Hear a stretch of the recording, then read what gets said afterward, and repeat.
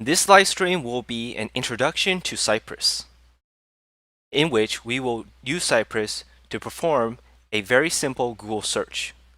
So first of all, what is Cypress? Cypress is a tool or a testing tool for running end-to-end tests using a browser. So in other words, if you look at how it works, what Cypress does, it uses Mocha as a test runner, it uses cy as a search engine library. It does not use Selenium, but it uses Karma for running your tests in a browser, and then uses Sinon for mocks, spies, and stubs. So Cypress kind of combines all these libraries and frameworks together to help you write easy tests that are easy to debug, easy to set up, and easy to kind of trace back and look how it's done. So going straight into it, as you can see in the homepage, first thing we need to do is we just need to install it. So opening up your terminal, I currently have an empty directory over here. To install it, all you have to do is run npm install Cypress. If you're using Yarn, you can do yarn Cypress, and if you have a package.json, you can save it to your dev dependencies. So here it's currently installing. May take a bit of time.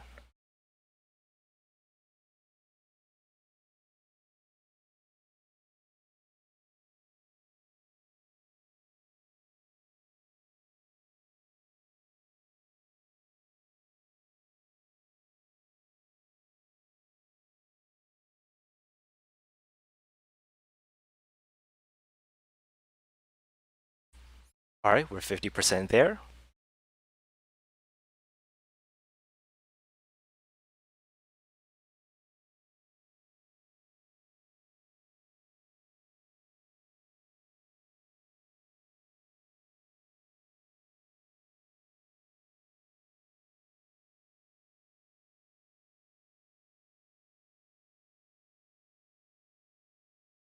Cool. It's installed, and now it's running the post install, and there we go. It has installed. We are currently installed Cypress 6.4.0. That is the version. And based on this current version, Cypress is also using Node version 12. So we have that installed. Excellent. And so let us first open up Cypress. So to open up Cypress is pretty simple. All you have to do is get access to the Cypress binary. You can find that in node modules.bin Cypress, just like that. To call it, you can use npx, or if you're using Yarn, call npx Cypress, and that is your access to the binary. And so you can see here is a list of commands. You can use help to see what else it's doing, but to open Cypress, we just want to call npx Cypress open, and it should open up Cypress dashboard.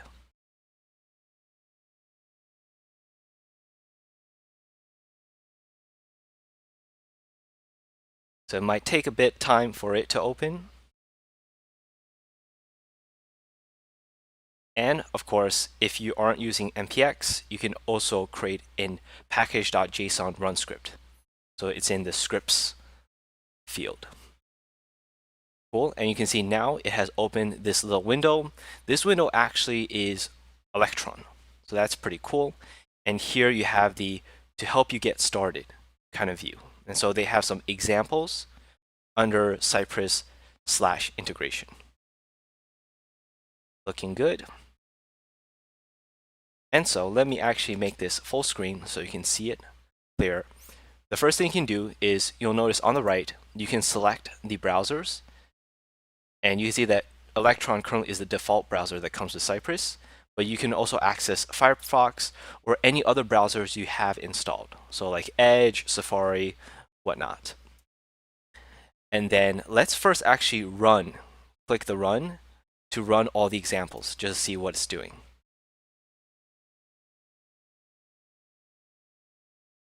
Here it's in the runs.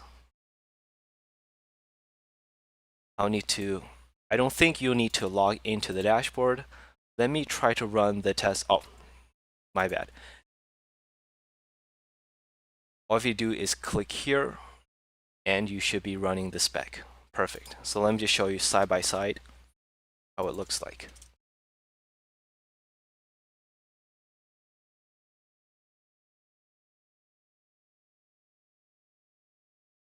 So yeah, so by clicking on one of these test files, you see it's named something.spec.js, and on the right is the Chrome browser being controlled by the automation test software, which is Cypress over here. And let me actually make this larger just so you can see how it looks like. And you see that each one of these are the it tests, and it's running it one by one.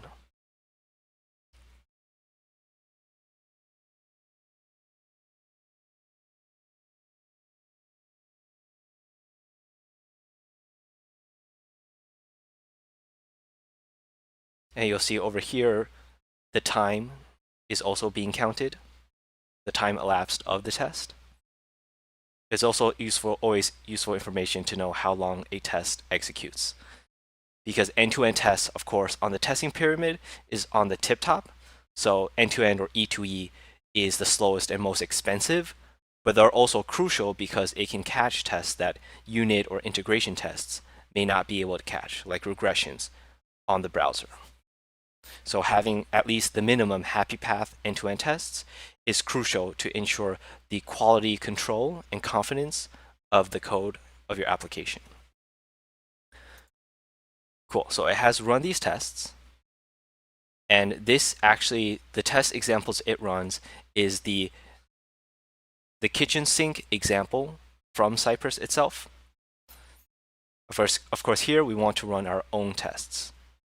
And another cool thing to note is that you can click on each one of these to open up and get further information.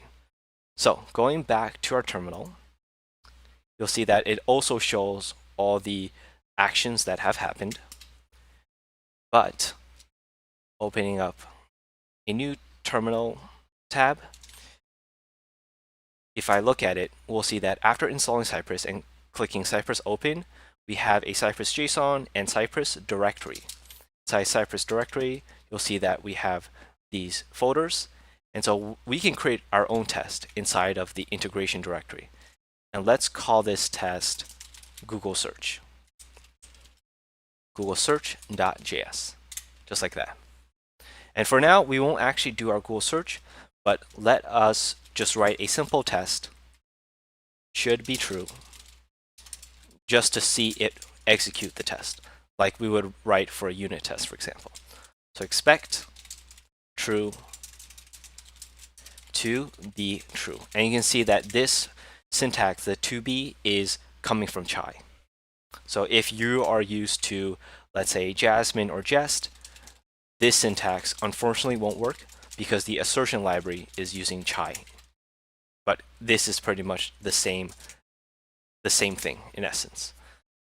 So let me save this, and then let us go back to this browser, and then you'll see that when I click on tests, it takes me back over here, and you see immediately we have this Google Search.js.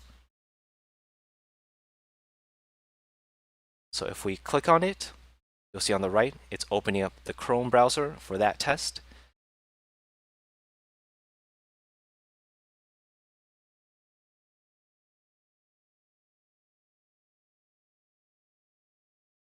And that is correct because I did not use the right API. It should be to equal. And you'll see that assert equals true. Great, so now we have a passing test. So now let us write our Google search.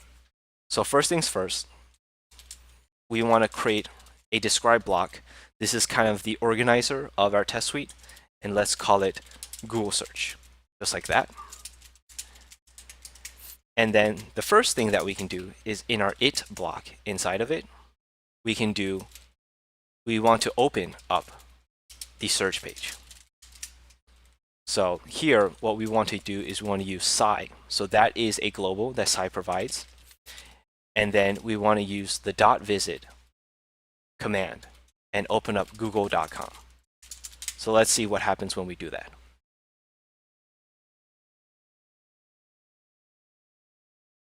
So now it'll say that, sorry, we could not load google.com. And the reason is because you need to make sure that you have the protocol added. So HTTPS google.com. Take a look again. Tests are being loaded. And you'll see, boom, loads google.com, the homepage, and the test should pass. Excellent. And so, first of all, just to make it easier, we can find the docs by going to the cypress.io homepage, clicking on docs, and looking for the API over here. And you can find all the list of commands, either under commands over here, or if you click commands and see. And so the one we just used was visit. And so to see a bit more about it,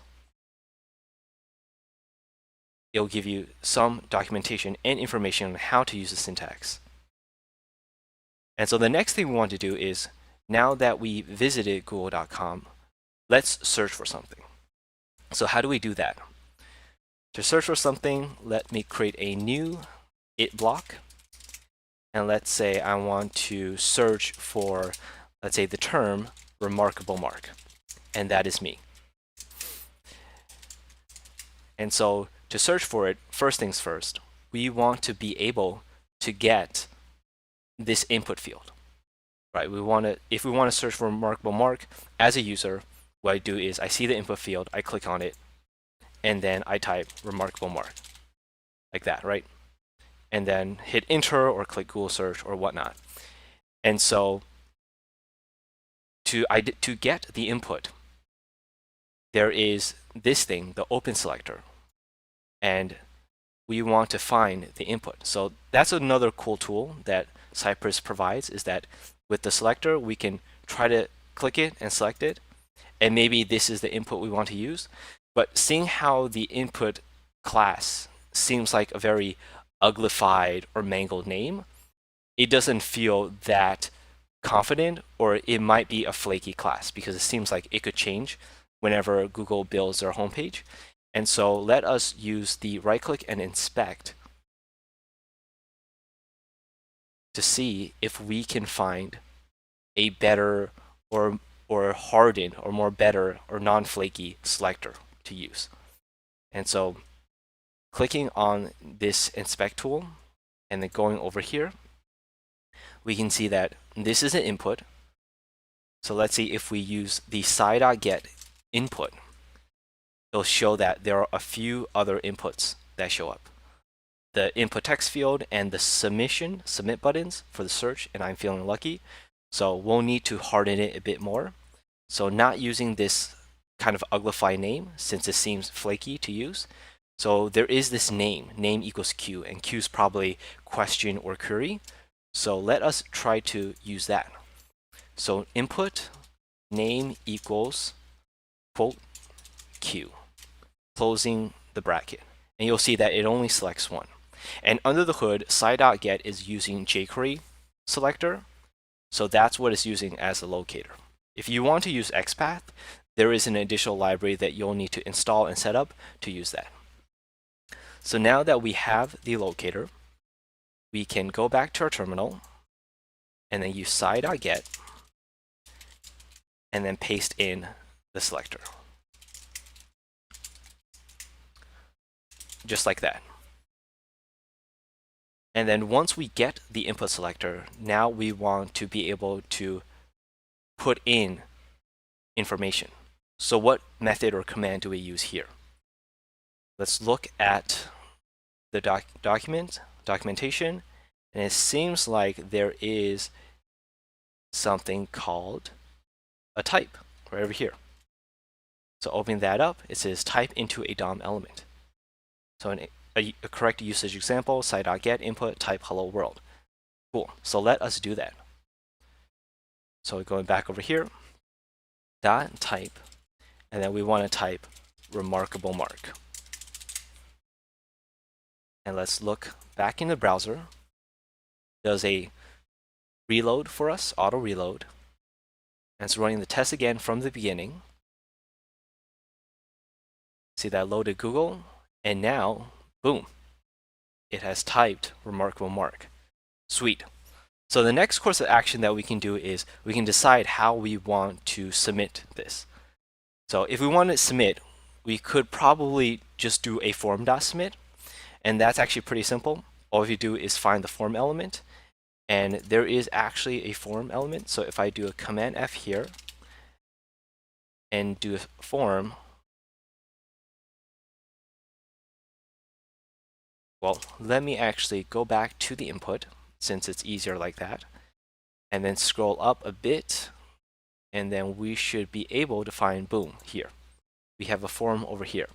So if we do cy.get form, and let's just verify that there is only one form element on the page, and it is this form, then we can easily do something like this. cy.get form, and then call the submit method or command. And you can find that in the docs, and this should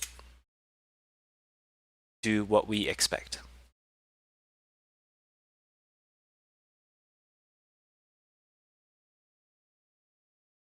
You'll see that I loaded the page, and now it's searching for remarkable mark. And let's see if it submits the form. Nice, perfect. Now don't mind all this red stuff on the left. These aren't errors, but this is simply that the autocomplete action got canceled.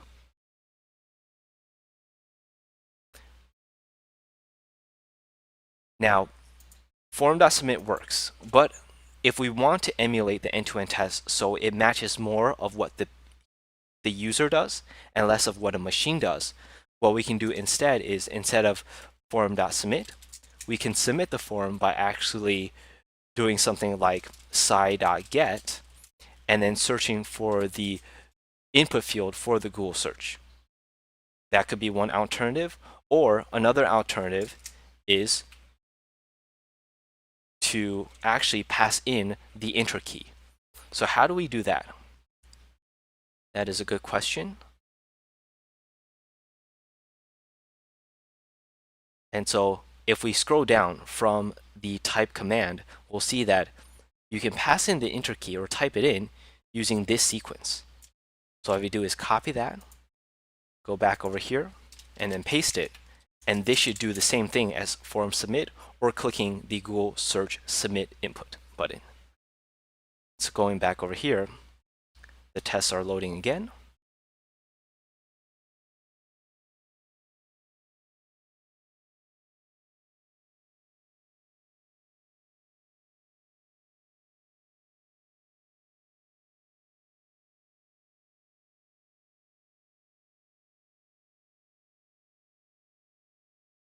Now I wonder if it's bugged out. So let me actually stop this,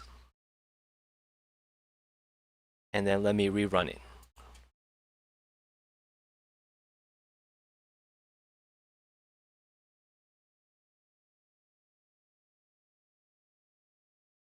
Cool. So loaded Google again.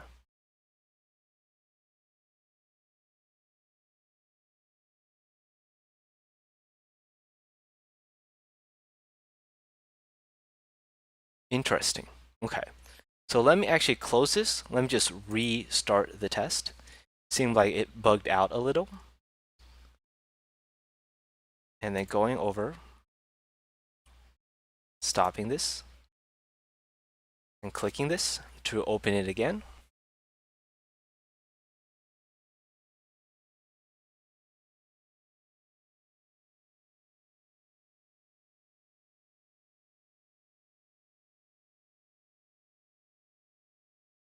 Cool. It loaded the page, and now searching it, and see if it does the enter key press.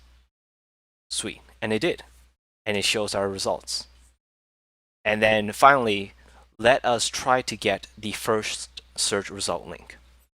So let's see. Let's use the Open Selector Playground again and see what it is.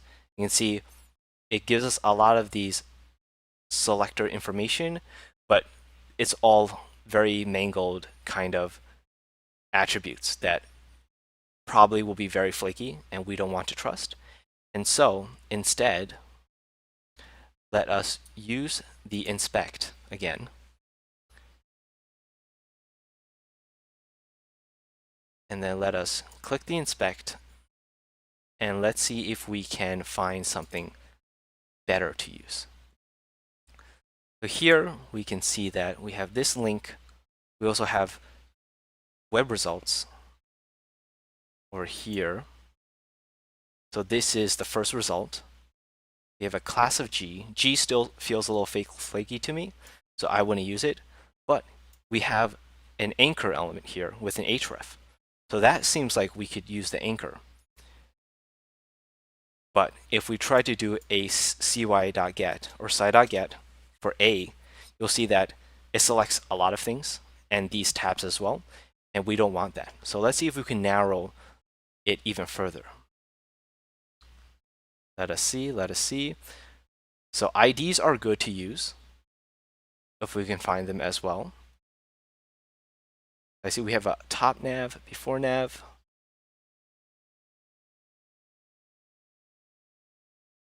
Oh, we have this, div ID equals search. And it seems like this seems to be a generic ID that can be used, and it's not an uglified kind of, term. So we might actually be able to use this. So ID, and IDs are nice because on a browser page, IDs should be unique, meaning they should only show up once. So let's do ID of search and then A. And it seems like it has picked up only the anchor tags under search. And so I feel like this is something that we can use. So going back to the terminal, we can do after we've searched for remarkable mark, the term, let's create a new if block and say gets first search result. And so we do a cy.get search A, and then let us see if we can. So here, once we get it, how do we get the href? So since Cypress uses jQuery on the hood, there is this method, and let me see if I can pull it up, called invoke, right over here. And what invoke does, invokes the function on a previously yielded subject. So like jQuery has like methods like animate, show, whatnot. There is you can invoke the method attr, short for attribute, and then use attr to get the href. Just like that. And then let's see if we can get the value of that. So let's see what happens when we do this. So it's reloading, it's rerunning. It's back on the search page. Now it's going to be searching for the text.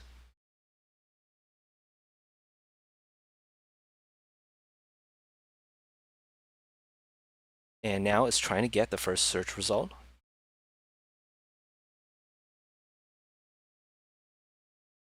And let's see. Console logged it.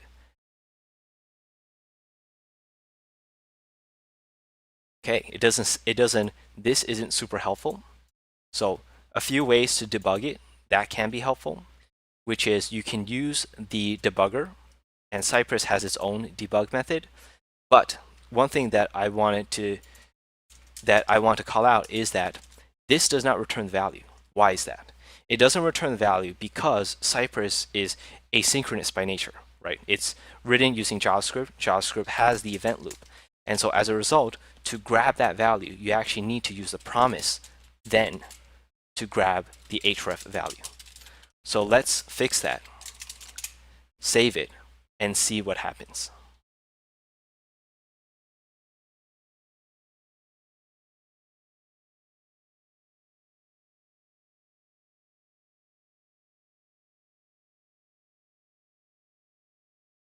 Cool. And now let's see. Are we able to grab it? And boom, there we go. Got the value.